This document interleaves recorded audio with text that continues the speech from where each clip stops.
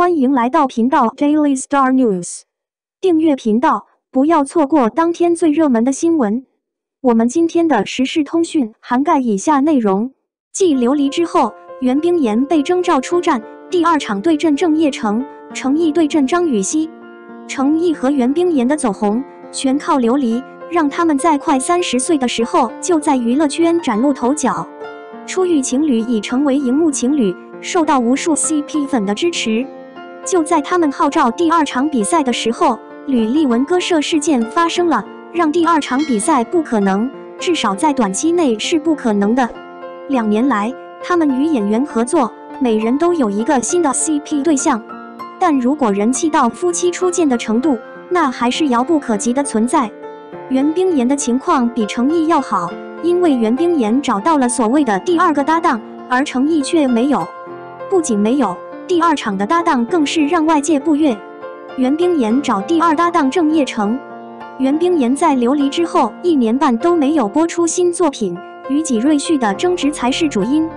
僵持了半年多，袁冰妍终于冷静下来，能够恢复正常的表演。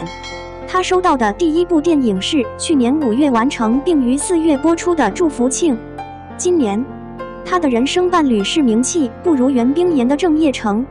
剧中2人的演技非常好，男神追求，粉红泡泡满屏的爱情，而且接吻戏多到几乎每一集都有，而且节奏太甜了。剧集只有24集，加上播出速度很快，距离完结也不过8天。第一印象是他们看的还不够多，观众都在吵着要他们继续出演续集，但原著的情节不多，拍续集的可能性不大。所以我呼吁他们能够匹配并继续在屏幕上边框。可以说，在 Fan 之后 Trin Y King 是又一个被叫来和 Vin Bing 搭戏的演员，可见他们的演技是真的深入人心。因为合作愉快，双方的化学反应比较强，郑伊坚直言，如果他们一起去，他可以扮演死敌的角色，这一定很有意思，一边是情侣，一边是情敌，对比比较鲜明。观众的意见是，可以一起合作现代剧，做到古今并存。话说回来，郑业成和袁冰妍的关系还真是不错。直播中，郑业成对袁冰妍说：“我知道这部剧对你很重要”，让袁冰妍泪流满面。而他的人生伴侣郑业成也明白这些难处，可见他们在拍摄过程中非常真诚，对彼此的情况也了如指掌。程毅还没被叫二拍子，张雨绮二拍不被看好。程毅接任这个角色的速度比袁冰妍快多了，但到目前为止，外界还没有很好的第2次机会。与袁冰妍解绑后，换瑞世纪安排张雨绮、程毅与公司合作，一口气直接合作了2次，与君共歌和南风之我心，力图打造一个新的轮公司自制热播荧幕情侣。可惜事与愿违，从合作初期就没有受到外界的青睐。一方面，袁冰妍的荧幕情侣在前，观众一时间受不了。去年夏天的郁君松的热播，恰恰说明了这个问题。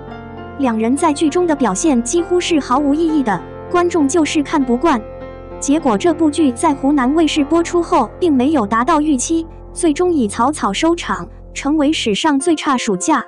本来是希望能够驾驭尘埃的，没想到并没有达到遵纪守法的效果。后续2人还有南风之我心等着播出。